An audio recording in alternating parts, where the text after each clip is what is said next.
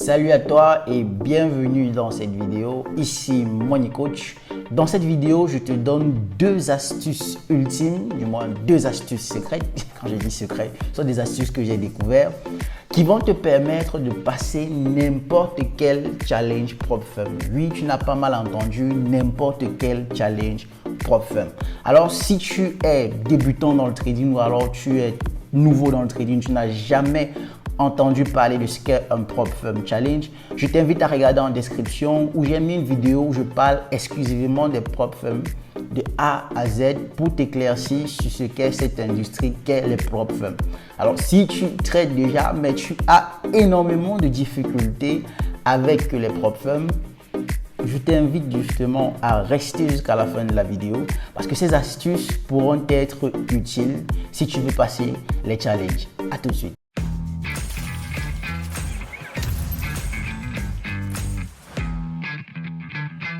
Sans plus tarder, on va parler de ces astuces ensemble. Je vais les citer et au fur et à mesure, prendre des notes parce que c'est très important pour toi qui écoutes cette vidéo. La première astuce que tu devrais prendre en compte lorsque tu décides de passer un compte challenge chez un Prop Firm, c'est d'abord d'avoir un playbook.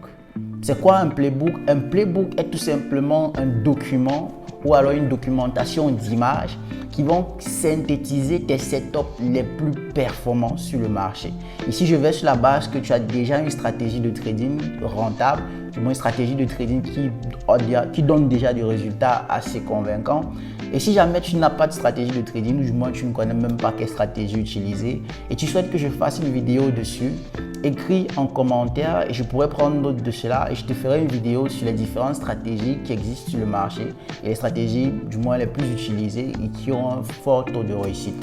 Alors, comme je disais tantôt, tu dois avoir un playbook. Dans ton playbook, tu vas faire un résumé en images et en écrit des meilleurs setups qu'offre ta stratégie de trading. C'est quoi un setup? Un setup est tout simplement une configuration que le marché va faire. Ça peut être un pattern, ça peut être une heure de trading, ça peut être sur une paire de trading, sur le marché. Du moins, un setup vient te donner de manière claire et détaillée les informations que tu veux voir avant de placer position sur le marché, de placer un ordre sur le marché. Les setups ici que tu dois trader sont impérativement les setups A+. Oui, les setups A+, ça veut dire les setups avec le plus haut taux de réussite que ta stratégie puisse offrir.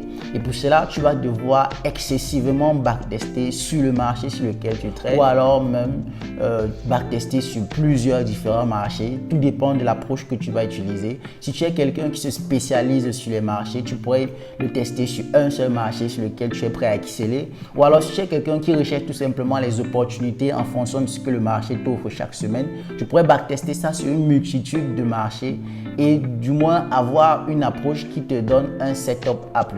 Ici, l'idée est de réduire au maximum tous tes trades et de ne concentrer que tes trades sur les setups A+. Ça veut dire que tu vas effacer totalement la quantité de trades que tu prends durant tout le challenge et ne résumer que cette quantité-là à une très faible qualité de trades qui seront tes setups A+. Tu vas trader uniquement des setups A+.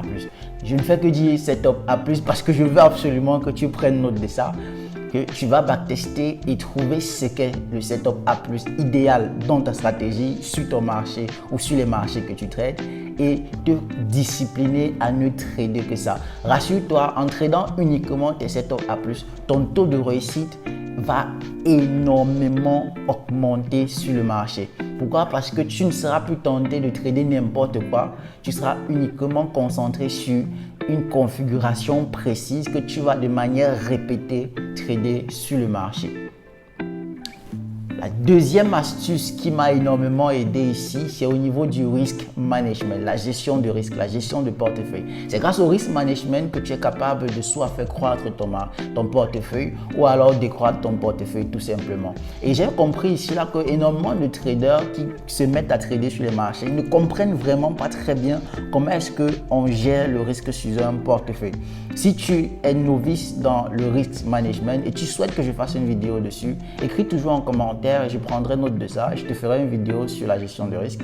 Et désormais, tu vas devoir adopter une gestion de risque qui va à contre-tendance de ce que les gens disent.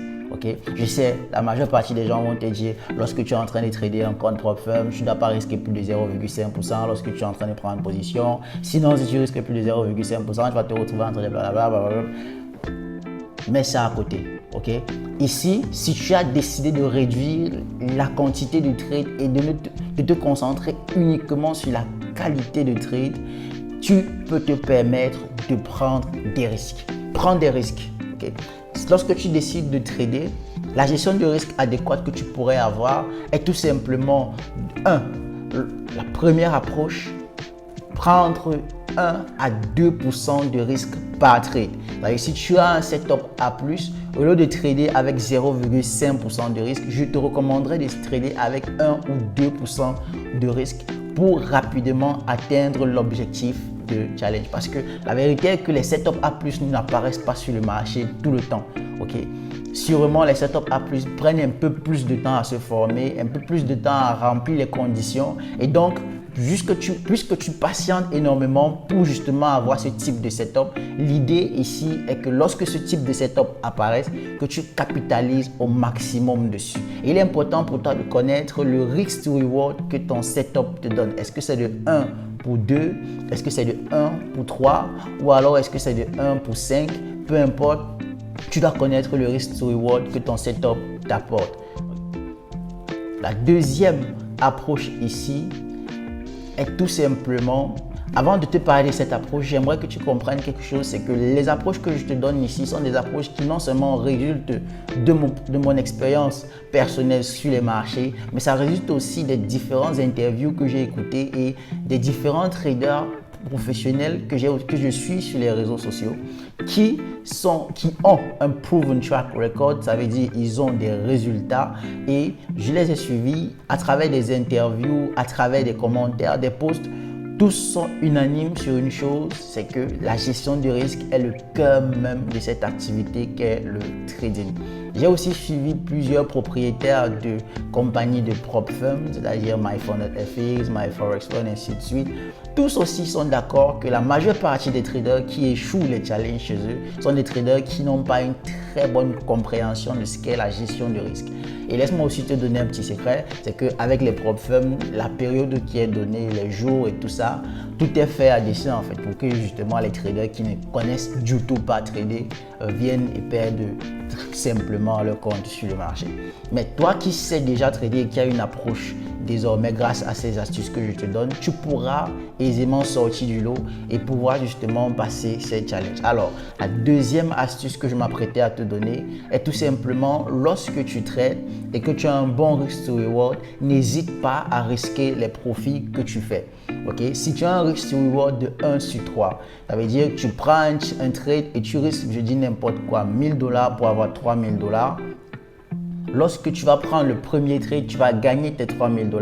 Au prochain trade, je t'invite à risquer 2% pour 6%.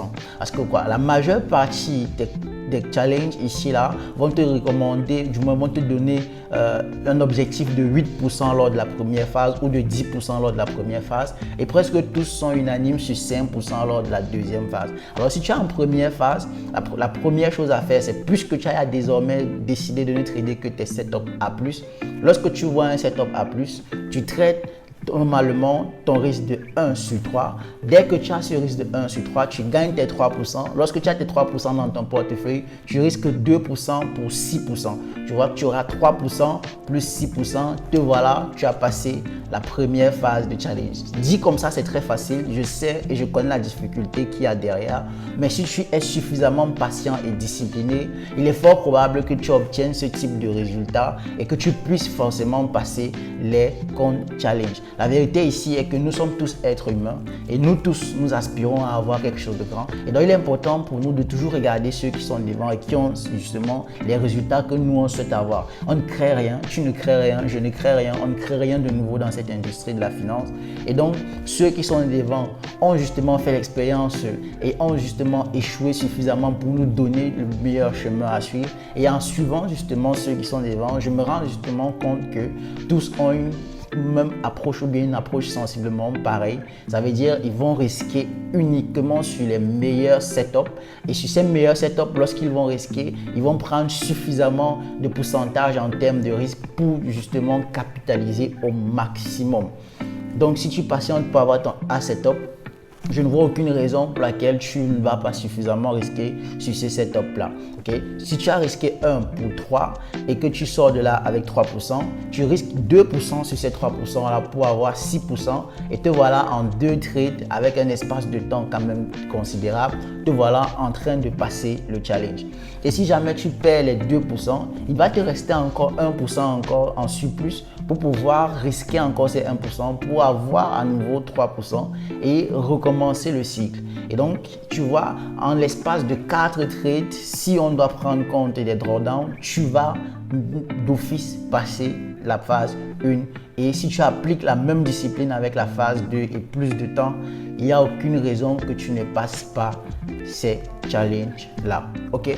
La seule chose qui pourrait être un obstacle et un frein décisif à ta progression, c'est toi-même et ta gestion émotionnelle. Je ferai une vidéo sur comment est-ce que les professionnels gèrent leurs émotions sur les marchés et j'espère que tu seras abonné justement à la page pour pouvoir voir cette vidéo une fois qu'elle sera postée.